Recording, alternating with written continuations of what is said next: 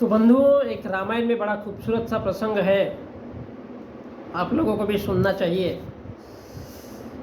महाभारत में रामायण में दिखाया गया है, बड़ा प्यारा प्रसंग है।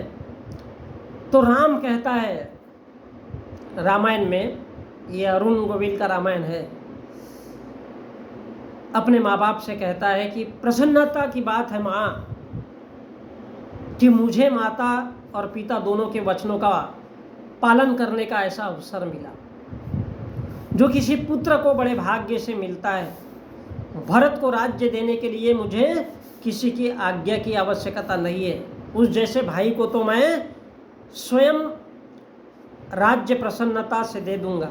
रहा वनगमन, तो लगता है मेरे कोई पुण्य जाग उठे जो आपकी आज्ञा से मुझे वहाँ जाने का अवसर मिल रहा है, जहाँ ऐसे ऐसे महान ऋषियों और मुनियों के दर्शन कर सकूंगा जिनका तेज तीनों लोगों को प्रकाशित कर सकता है।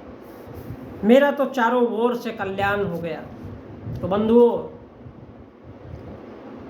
राम एक प्रतीकात्मक है और बुद्ध एक इतिहास है। यह समझने की कोशिश करिए, क्योंकि किसी ने कह दिया कि हाँ भैया राम का अवतार हुआ है, तो राम का अवतार हुआ। राम का अवतार यानी इंसानों का, जिंदा इंसानों का मरा हुआ स्वरूप, बुद्धि भ्रष्ट हुआ इंसान। तो वो कहता है कि मेरे माँ और बाप बोल रहे कि जा बेटा वनगमन में चला जा और ये जो राजपाट है वो दूसरे को दे दे। या थोड़ा सोचिए, बुद्ध जब घर से निकलते हैं छोड़ छाड़ के, तो वहाँ पर भगदड़ मच जाती है, रे साम्राज्य कौन चलाएगा, साम्राज्य कौन चलाएगा, क्योंकि वो घर छोड़कर अचानक चला गया। तो बोले मेरे को किसी की आज्ञा की आवश्यकता नहीं है, तो मैं कहाँ पर, वनगमन में। राम कहता है कि वनगमन में जाऊंगा तो मेरे पुण्य जाग उठेंगे। क्यों? क्योंकि आपकी आज्ञा, आप बोल रही है तो मैं जा रहा हूँ। मैं मेरे मन से जा रहा हूँ क्या? नहीं। बुद्ध कैसे गया था? अपने मन से गया था। तो बोले महान ऋषि और मुनियों के, क्योंकि महान ऋषि मुनि हमारे देश में कौन थे उस वक्त? बड़े बड़े भिक्षु, बड़े बड़े भिक्षु, बुद्ध जैसे लोग अपने मन से चले गए। बोले तुम तो मेरे को बोल रहे हो, भेज रहे हो जबरदस्ती, तो मैं जा रहा हूँ। तो राजपाट किसको दे दूंगा? अब मेरे पीछे में कोई भी चला है। अब राम वनवास जाएगा तो कौन चलाएगा?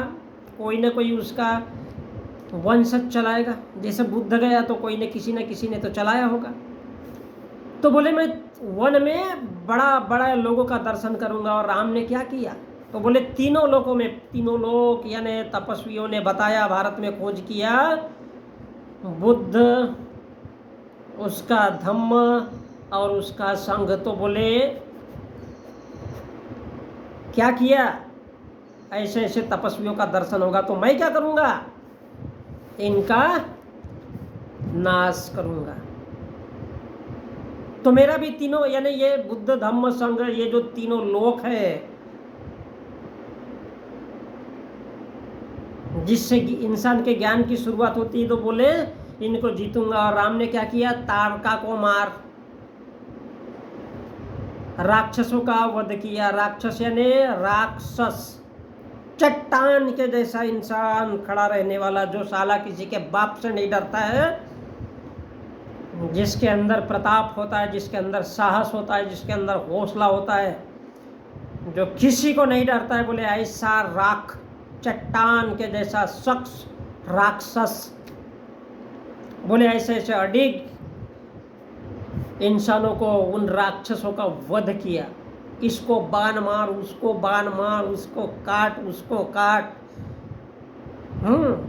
और जंगली जानवर, आदिवासी जो बंदर के जैसे है इस देश के आदिवासी, उनको पेल पाल किया, अपनी सेना में शामिल किया। तब जाकर के राम की ताकत बढ़ी, नहीं तो हुईज राम। तो ये एक प्रतीक है। तो बोले मेरा तो चारों ओर से कल्याण हो जाएगा। चारों ओर से कल्याण यानी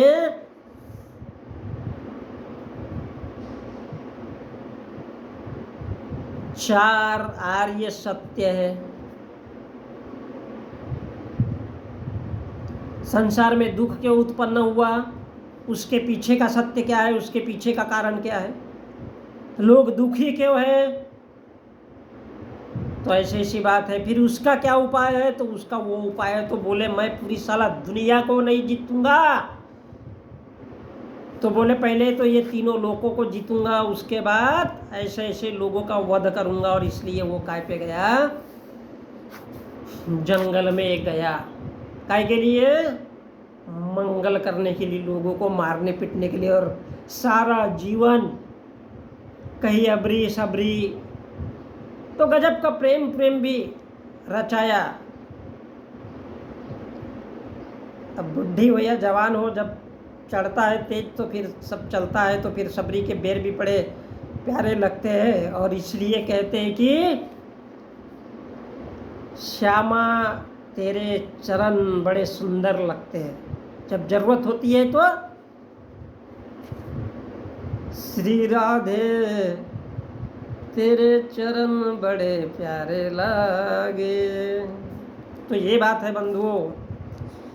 तो वो राज्य सिर्फ चप्पल के माध्यम से कोई और चलाता है, कोई और पैसा कमाता है, कोई और ये इंसान मारकाट में लगा रहता है। तो ये विजय किस पर होती है, 3 लोगों पर और 4 सत्य के ऊपर विजय जीत करके जब जाता है, तब जा करके उसका राज्याभिषेक होता है। तो बोले वन में जाऊंगा, तो वो भी बोले तू बोल रहा है, इसलिए। लिखने वाले ने भी क्या लिखा है कि तू बोल रही है मेरी माँ मेरे बाप, इसलिए मैं जा रहा हूँ। बुद्ध जैसा इंसान तो साला खुद ही घर परिवार छोड़ करके भाग गया था। तो बंधुओं,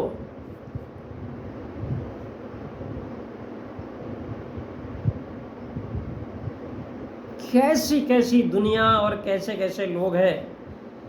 तो बोले ऐसे ऐसे महान ऋषि और मुनियों के दर्शन कर सकूंगा मैं, जो जंगल में रहते हैं, तीनों लोक वाले। तो खैर, ना आपको मतलब है ना मेरे को मतलब है। मैं तो यूट्यूब पे पैसों के लिए बड़बड़ कर रहा हूँ भाई। जब मिलेंगे तब मिलेंगे, शायद तब तक जिंदा रहूँ ना रहूँ, ये अलग बात है।